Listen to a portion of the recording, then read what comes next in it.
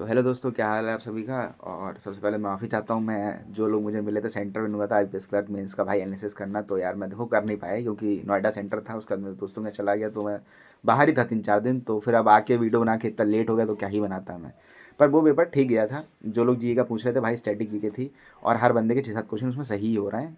और जिन्हें लग रहा है कि भाई कट ऑफ जीए में क्या ही जाएगी, तो भाई देखो आईपीएस पीओ मेंस सब लोग कह रहे थे कि जीए भाई, कुछ लोग कह रहे थे बहुत ईजी आई है, कुछ लोग कह रहे थे बहुत टफ आई है। तो 2 नंबर कट ऑफ पे ही है। तो आईपीएस क्लर्क मेंस में भी सेशनल कट ऑफ नॉर्मल ही जाएगी, तो उसमें ज़्यादा टेंशन लेने की ज़रूरत नहीं है मेरे ख्याल से। पर हाँ, मेन वीडियो जो इसलिए है कि आरआरबी पीओ का प्री का स्कोर कार्ड आ गया है।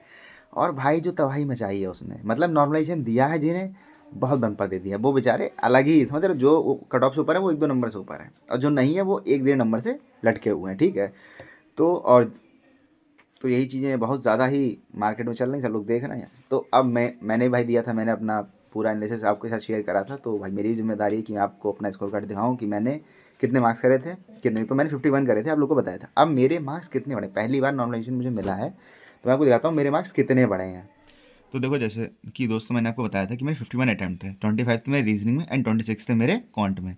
तो मेरे 51 अटैम्प्ट थे टोटल। मेरी 22 तारीख को सेकंड डिवीजन में रीजनिंग सबसे ज़्यादा हार्ड आई थी, तो मुझे रीजनिंग में भाई देखो गेन मिला है, 5.5 मार्क्स था। और मुझे मैथ मिला क्योंकि हमारी मैथ देखो ईजी थी, मैं मानता हूँ, पर बहुत ईजी, पर ठीक है ईजी थी।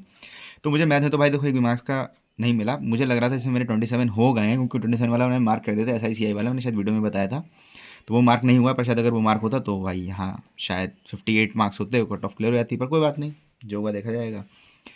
पर यहाँ पे देखो अब यही चीज़ है कि यहाँ मार्क्स बढ़ गए, यहाँ नहीं बढ़े हैं, ठीक है। तो मेरे 56.50 मार्क्स हैं, तो मुझे पहली बार देखो फ़ायदा मिला, और इतना फ़ायदा मिला तो है। जैसे कि आपने भी मेरा स्कोर कार्ड देख लिया है, तो ये सीन था, मैंने 51 का किया 56.50 में।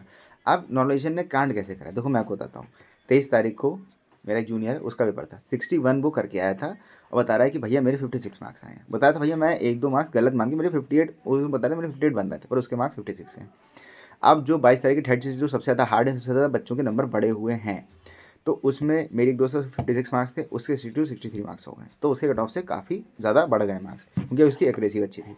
एक दोस्त है वो बता रहा भाई मेरे 56 थे, पर मेरे मार्क्स ही 56 आए हैं। तो हालांकि उसे भी नॉर्मलाइजेशन का फ़ायदा मिला, ऐसा नहीं मिला, पर उसके क्वेश्चन गलत हुए होंगे। तो मतलब ऐसा लग रहा है ना कि किसी के साथ गलत हुआ है, किसी के साथ नहीं हो, तो मेरे ख्याल से ऐसा है भाई, एक्यूरेसी के हिसाब से हर किसी को मिला है नॉर्मलाइजेशन।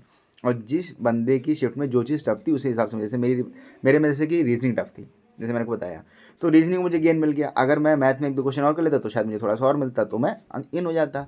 तो ऐसा कुछ नहीं कि इससे गलत हुआ है, मेरे हिसाब से ऐसा है कि नॉर्मलाइजेशन हुआ है, और आपकी एक्यूरेसी को रखते हुए, और मिला देखो सबको है, किसी को कम, किसी को ज़्यादा, किसी को बहुत ज़्यादा मिल गया है कि 62-60 भाई, मतलब बहुत ही ज़्यादा मिल गया है, और किसी को थोड़ा कम मिला है। पर ठीक है, अब जो है वो है, लेकिन अब आगे क्या करना है, तो आगे जैसे कि ये उस मेंस के पेपर हो गए हैं, तो आगे OIC या लेओ का मैंने फॉर्म भरा है।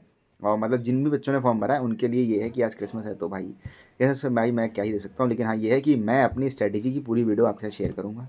मैं कैसे लास्ट के 15 दिन बचे हैं, इनमें मैं कैसे ये अपना रिवीजन कर रहा हूँ, कौन कौन से टीचर्स को मैं फॉलो कर रहा हूँ, कैसे मैं क्लासेस कर रहा हूँ, कैसे मैं ST दे रहा हूँ, समझ रहे हो, मतलब सेक्शन टेस्ट लगा रहा हूँ। उन सबका पूरा एक वीडियो आज शाम में मैं अपने चैनल पे अपलोड कर दूंगा। तो जो भी बच्चे उसका लिए प्रिपरेशन कर रहे हैं, या जो RBI असिस्टेंट की तैयारी करना चाहते हैं, NICL, वो भी उनसे देखेंगे, क्योंकि बहुत ज़्यादा फायदा है। क्योंकि आपको मेन चीज़ क्या है, रिदम में आना होता है, कोई कंटिन्यूटी आपकी वहीं से बन जाएगी। तो ठीक है, इस वीडियो को यहीं तक रखते हैं, और शाम में आपसे मिलते हैं, ठीक है। जय हिंद दोस्तों, बाय बाय।